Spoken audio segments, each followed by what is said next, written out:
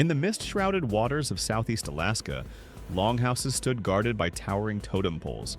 Salmon dried on racks, and carved canoes cut across icy fjords. By the early 1800s, however, these ancestral shores faced a new and unsettling power: Russia. Fur traders, driven by profit and imperial ambition, pushed east from Siberia and across the Bering Sea, hoping to expand the Tsar's reach into the Americas. What they encountered was not an unclaimed wilderness, but the proud and formidable Tlingit people who would bring the Russian advance to a bloody halt. Russia's road to Alaska. Russia's presence in Alaska began centuries earlier with the eastward conquest of Siberia under Ivan the Terrible. By the late 18th century, the lucrative sea otter trade had drawn Russian merchants to the North Pacific. The sleek otter pelts fetched staggering prices in Chinese markets, where they were prized as luxury goods. Alexander Baranov, a tough, pragmatic merchant, rose to command this venture as head of the Russian-American Company, a state-backed monopoly charged with exploiting the new frontier. Baranov's hunters were not just Russians. Many were Aleuts and other indigenous peoples from the Aleutian Islands, forced into service after Russian expansion had subdued their homelands. Baranov envisioned outposts along Alaska's southeastern coast to control trade and secure resources. In 1799, he founded Fort Mikhailovsk, near present-day Sitka, under the protection of St. Michael the Archangel, declaring the land for the Tsar. But this new foothold lay in Tlingit territory, a network of powerful, independent clans who had long dominated the coastal waterways through warfare, trade, and alliance. Warriors, traders, and masters of the sea. The Tlingit were anything but passive villagers. Their society was built on complex clan lineages divided into two great moieties: Raven and Eagle. Alliances and marriages were carefully woven between clans, creating a network of obligation and kinship. Leadership was decentralized but deeply respected. Chiefs earned prestige through generosity, strategic wisdom, and bravery. Daily life followed the rhythm of the seasons. Summer meant abundant salmon runs when families harvested, dried, and stored fish to last the long winter. Shellfish, deer, seal, porpoise, and sea mammals rounded out their diet. Winters were spent in large cedar plank houses, where shamans performed dances, chiefs held potlatch feasts, and wealth was displayed in copper shields, fine robes, and intricate jewelry. Tlingit warriors were legendary. They fought clad in layered hide or wooden armor, with carved helmets often bearing fearsome animal or spirit faces. Some helmets were so solid that early Russian bullets and buckshot failed to penetrate them. Their raids were swift and devastating.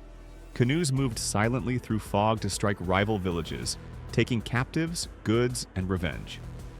By the late 1700s, Tlingit trade networks had grown global. They forged tools and weapons from native copper and salvaged iron from wrecked Asian ships, and they eagerly exchanged furs for European and American goods. When Boston merchants arrived with firearms and gunpowder, the Tlingit armed themselves with muskets and even crafted armor from Chinese coins. This increasing access to modern weaponry worried Baranov, who forbade his men to trade guns.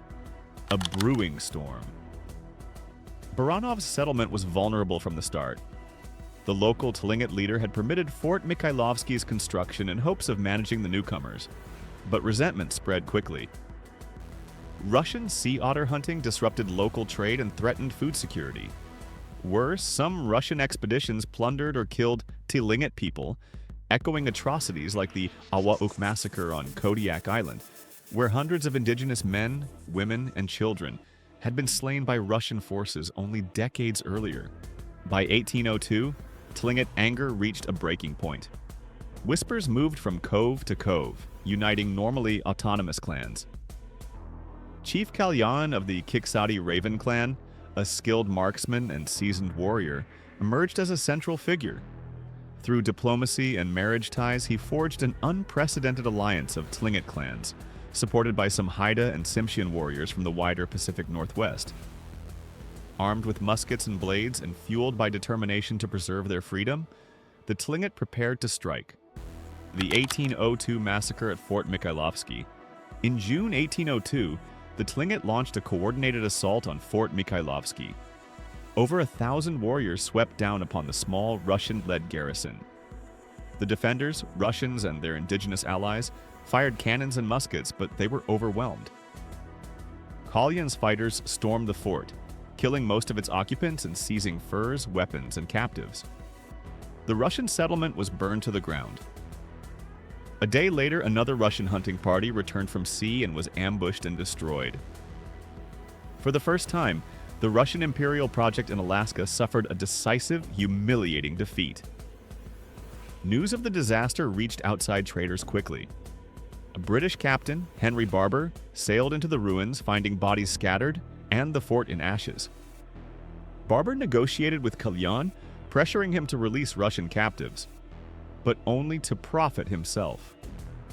He seized the stolen furs and ransomed the survivors back to Baranov for a huge sum. For Baranov, the blow was personal and political. As governor of Russian America, he faced the loss of lucrative hunting grounds and the prestige of empire. But he lacked soldiers and resources.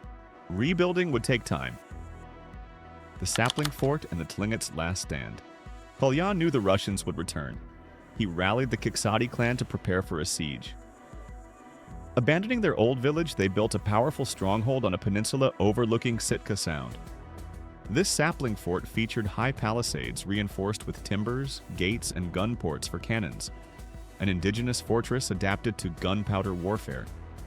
The Tlingit stockpiled muskets and powder, though their supplies were limited. Elders, women, and children were sheltered inside as warriors prepared to defend their freedom.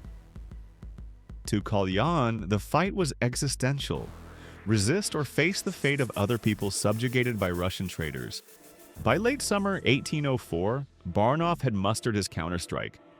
Roughly 100 Russians, many more indigenous hunters pressed into service, and, crucially, the Russian naval ship Neva, fresh from a historic circumnavigation of the globe.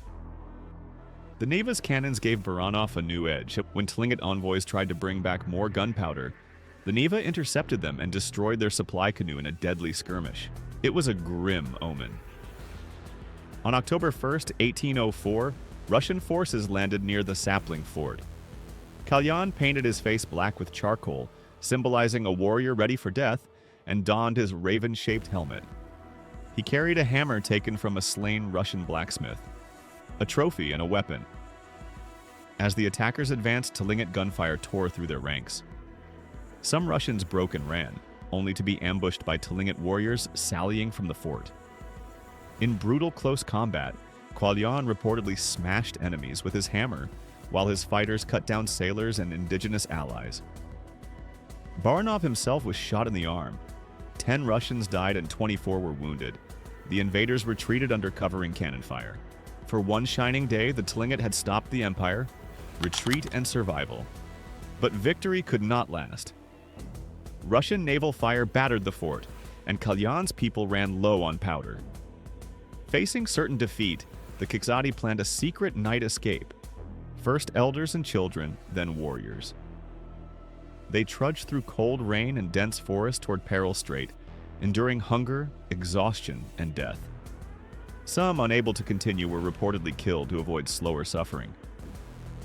On October 7th, Russians entered the empty fort, burned it, and founded New Archangel, modern Sitka, as the capital of Russian America. Baranov's triumph was hollow.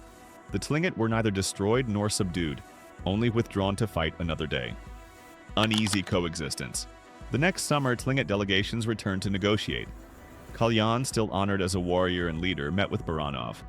They exchanged gifts and prisoners in ceremonies of dance and song. Hoping to avoid more costly wars, Baranov offered a prized copper crest to secure Russian settlement at Sitka. Tensions lingered. Northern Tlingit clans, angered by lost fishing grounds and Russian hunting, later raided and destroyed the Yakutat post, which was never rebuilt.